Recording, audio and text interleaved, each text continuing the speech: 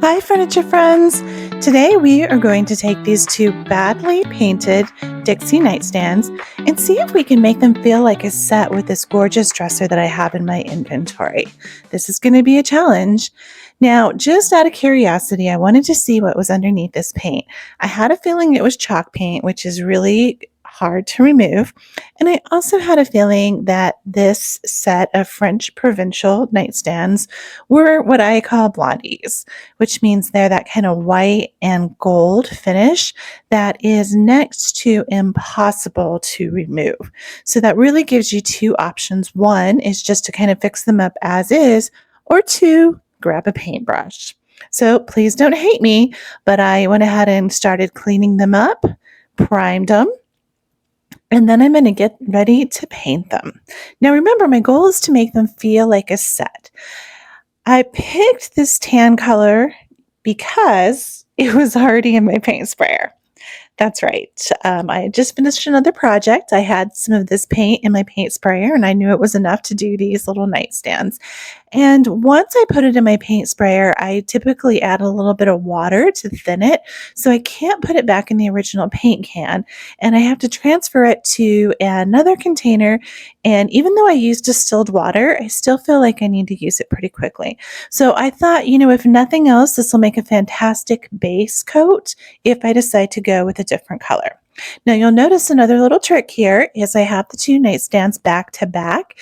That's a way to maximize the amount of paint and reduce the amount of time it takes to spray them instead of doing them individually. This color, it's a really nice, just kind of neutral tan color.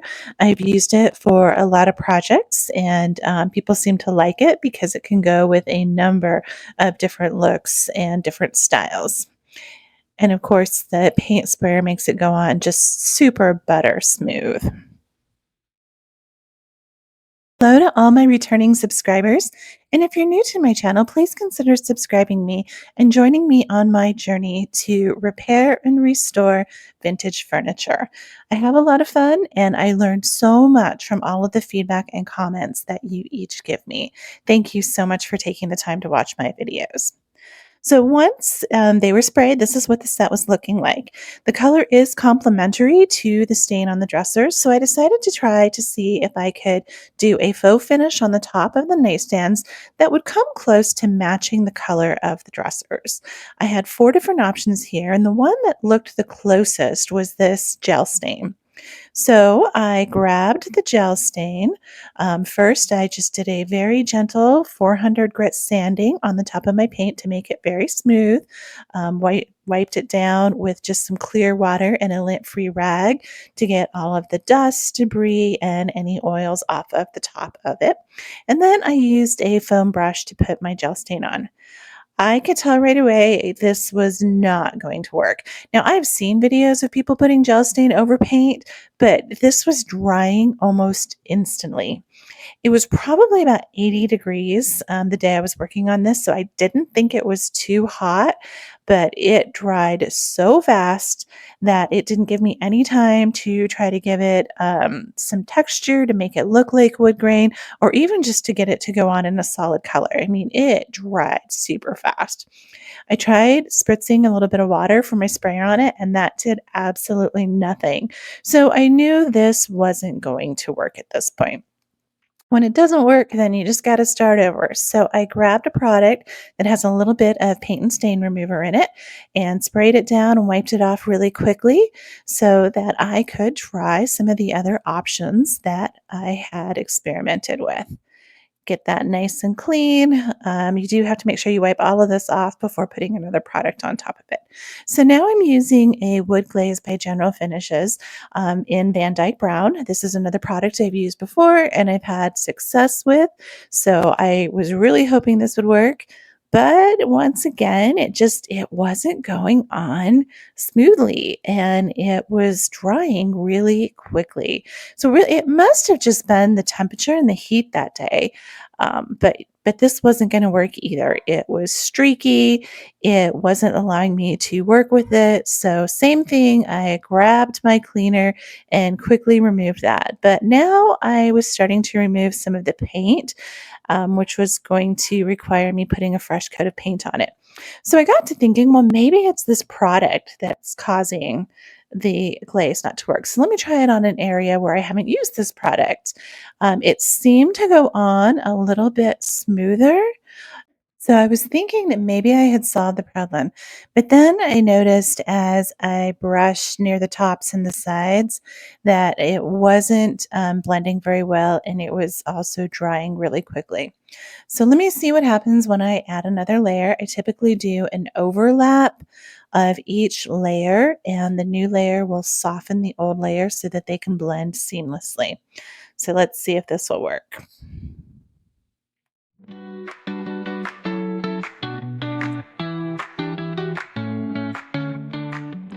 All right, here we go. And that is a big fat no. It does not look like it's going to work. It's just making a dark line between the two areas. So I added a little bit of water to see if I could soften it and open the product back up. That seemed to work, but after doing the entire top, it was streaky. It did not look or feel like wood grain. So, unfortunately, I decided that that was not going to work. So, I removed all of it, gave the top a fresh coat of paint. And after the top has dried overnight, we will try option 3 tomorrow.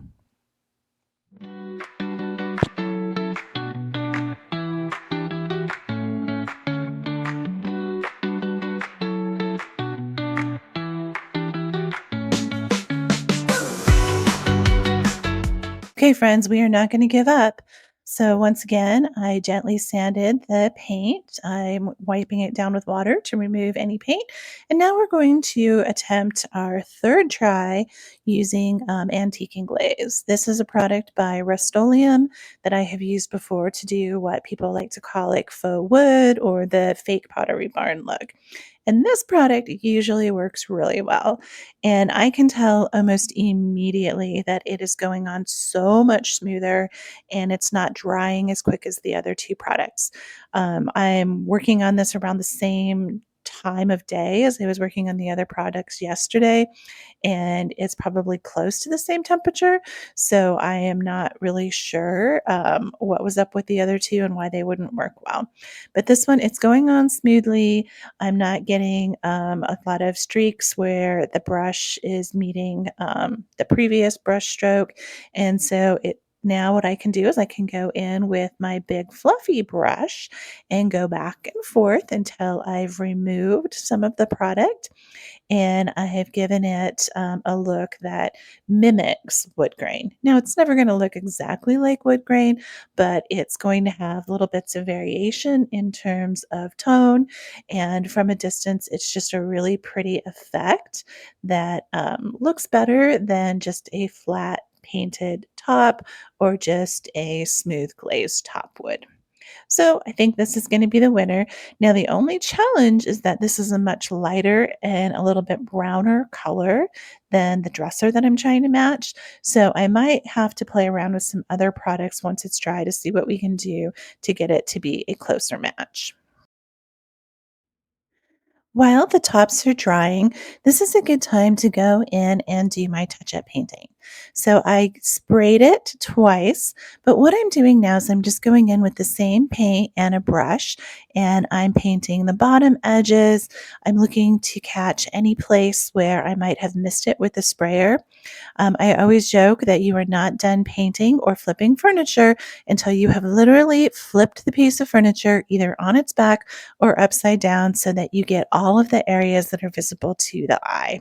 especially when you use a sprayer, because you would really have to go over it probably 4 times, kind of spraying downward, upward, to the left, and to the right to make sure that you got every little area equally, especially like these drawers that have that little bit of a raised edge around them. It's really difficult to get all areas completely, and you don't want to put too heavy of a coat or too many applications with your sprayer. So I always go in and touch up with a brush once I'm done. This also allows me to see if there's any other areas that need to be slightly repaired, any damage that I didn't catch the first time, and also get into some of the more intricate areas like the curved legs on this piece. So we'll just go ahead and do all 3 sides of this. As I mentioned in a previous video, I typically do not paint the backs of them, and it's not because of laziness, it's just because nobody looks at them, and the cost of products is expensive. What I do though is I do clean them up thoroughly. I wipe them down with a cleaner. If there's any paint or stains on them, I'll usually just use a little bit of sandpaper and wipe those off. And if they've previously been painted or they are in horrible condition, then I will go over them with typically just 1 coat of paint to give them a clean and fresh look.